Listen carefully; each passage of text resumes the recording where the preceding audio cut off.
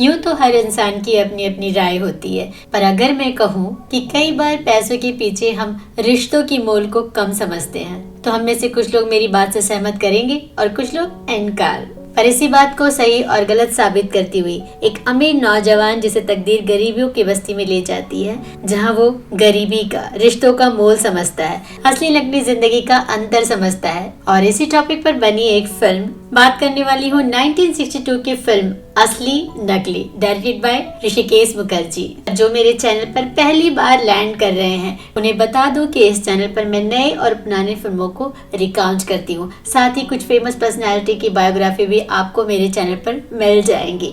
और अगर आप भी बॉलीवुड के दीवाने हैं और मुझे अब तक सब्सक्राइब नहीं किया है तो प्लीज मुझे सब्सक्राइब कर लें और बॉलीवुड से अपना नाता बनाए रखें।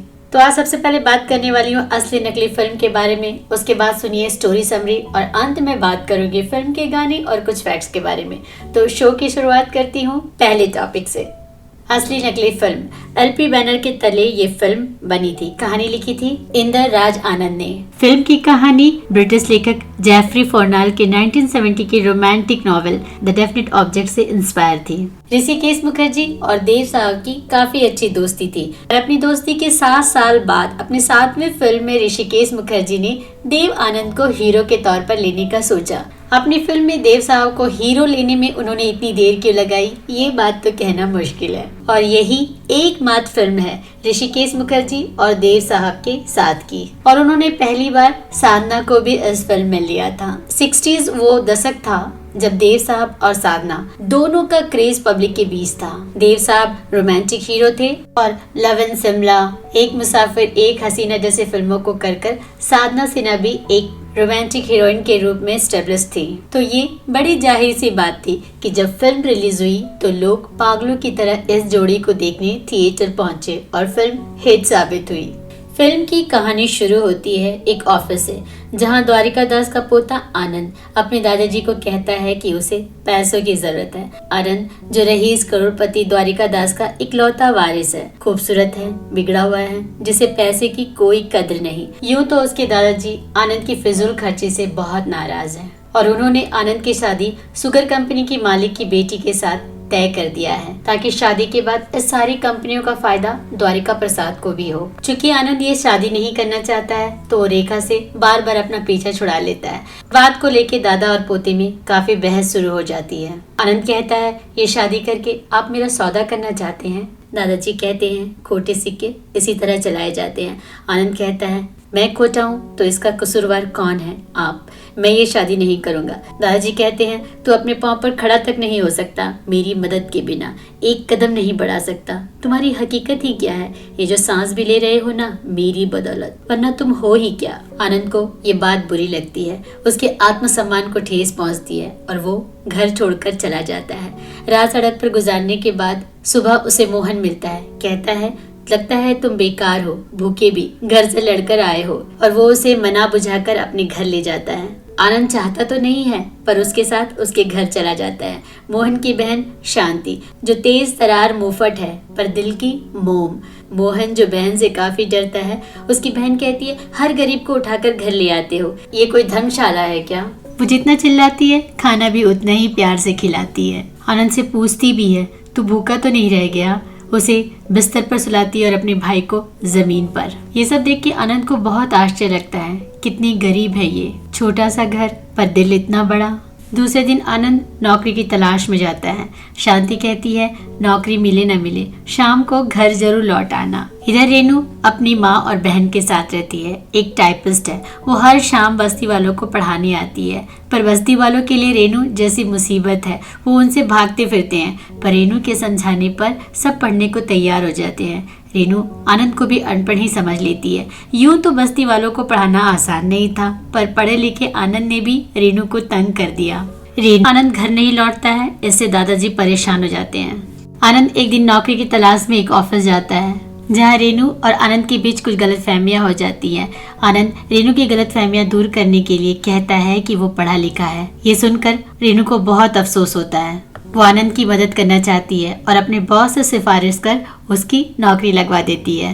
नौकरी पाकर आनंद बहुत खुश होता है। शाम को जब वो घर लौटता है तो पूरे बस्ती वालों को बताता है कि उसे नौकरी मिल गई और नौकरी रेनू की वजह से मिली। वो कितनी सुंदर है, कितनी अच्छी है और देवी है।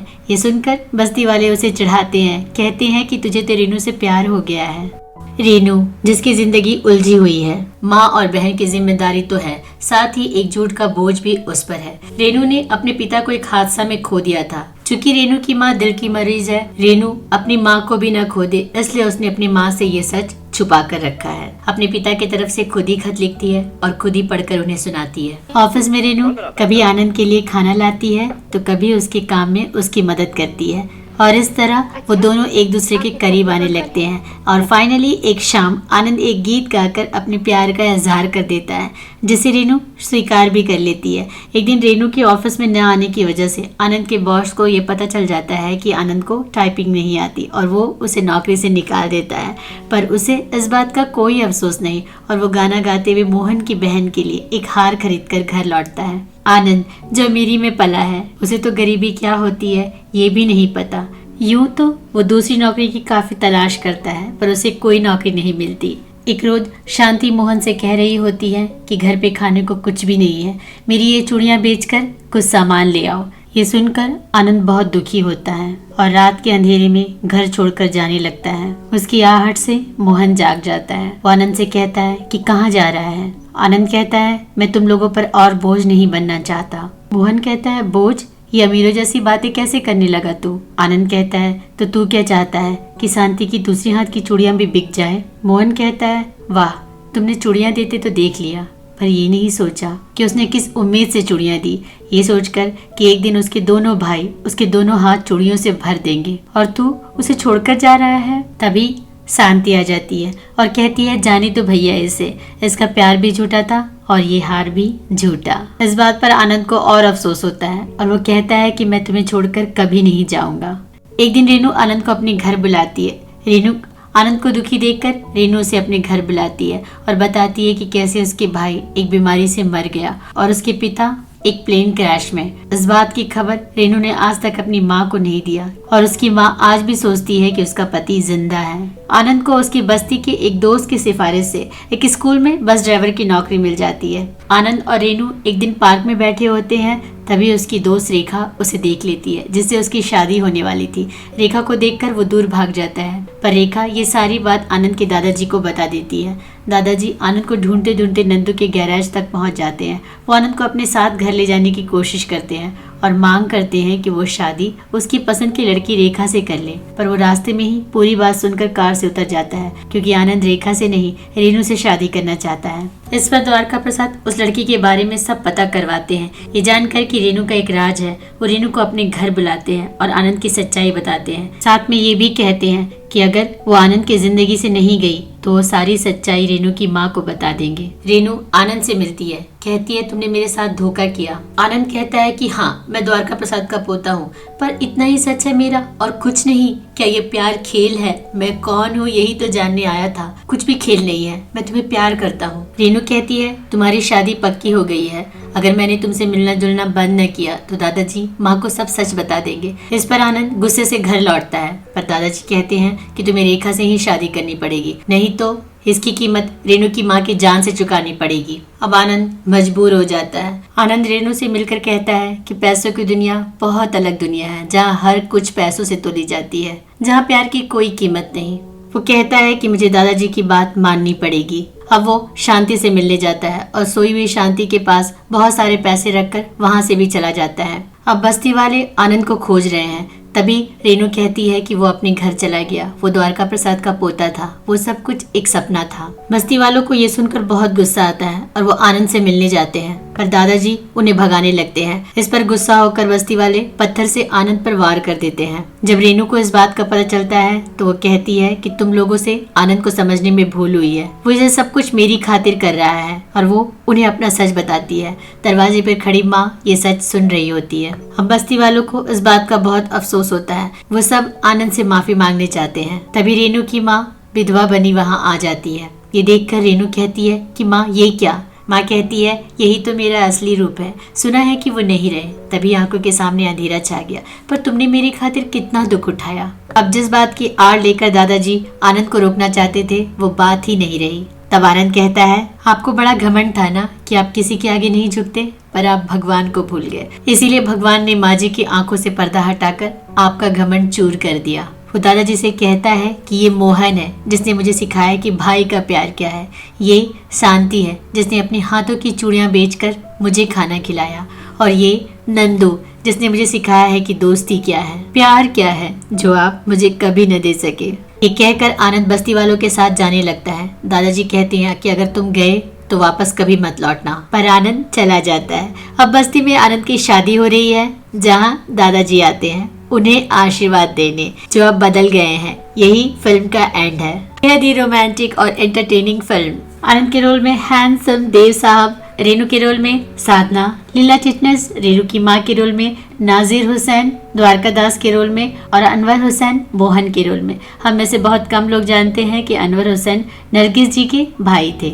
संध्या रॉय शांति के रोल में। ये एक बंगाली एक्ट्रेस है जो पहली बार बॉलीवुड में काम कर रही थी और जिसने बखूबी अपने रोल को निभाया है। चूंकि ऋषिकेश मुखर्जी एक सिनेमोटोग्राफर रह चुके हैं, इसीलिए कैमरा को उन्होंने काफी अच्छी तरह यूज किया है। स्पेशली गाने देखकर आपको इस बात का एहसास होगा। एक बुद्ध बनाऊंगा और उसकी पूजा करूंगा। जब इस गाने को ऋषिकेश मुखर्जी फिल्मा रहे थे तो उन्होंने इस बात का खास ध्यान रखा कि साधना और देव साहब के बीच कम से कम 20 फीट की दूरी बनी रहे। एक समय जब वो करीब आते हैं तो उनके बीच एक स्टैंड पर एक ब्लैक बोर्ड आता है। जब देवानंद ब्लैक बोर्ड को साधना की तरफ घुमाते हैं तो साधना उसके बीच एक स्टूल रख देती है। बाहर बारिश हो रही है और मोहम्मद रफी की जादुई भरी आवाज आपको एक सपनों की दुनिया में ले जाती है। कभी कभी देव साहब बाहर बारांदे में होते हैं और उसके बीच खिड़की पर बांस की जाली होती है। देव साहब हाथ जोड़कर साधना की पूजा कर रहे हैं और अंत में साधना आशीर्वाद देते हुए हाथ उठाकर पास आती है। बात करूं अगर तेरा मेरा प्यार अमर, इस गाने की एक रोमांटिक सॉन्ग है, पर जब गाना शुरू होता है तो दोनों एक दूसरे से दूर जाते हैं। कमाल का पिक्चराइजेशन। फिल्म में एक सीन में जहां साधना देव साहब को पढ़ा रही है और अंग्रेजी पढ़ाने के चक्कर में एक अजीब से बहस में वो दोनों पड़ जाते हैं। ये सेम पिक्चराइजेशन 1975 की फिल्म चुपके चुपके में धर्मेंद्र और ओम प्रकाश के बीच दोहराया गया था। फिल्म का म्यूजिक दिया था शंकर जयकिशन ने और गाने लिखे थे शैलेंद्र जी ने और हसरत जयपुरी ने। पहला गाना कल की दौलत आज की खुशियां, जिसे मोहम्मद रफी ने गाया था। लाख छुपाओ छुप न सकेगा राज जितना गहरा, दिल की बात बता देता है असली नकली चेहरा, जिसे लता जी ने गाया था। गोरी जरा हंस दे तू, ऐसे मोहम्मद रफी ने गाया था। तुझे जीवन की डोर से बांध लिया है, ऐसे मोहम्मद रफी और लता जी ने गाया था।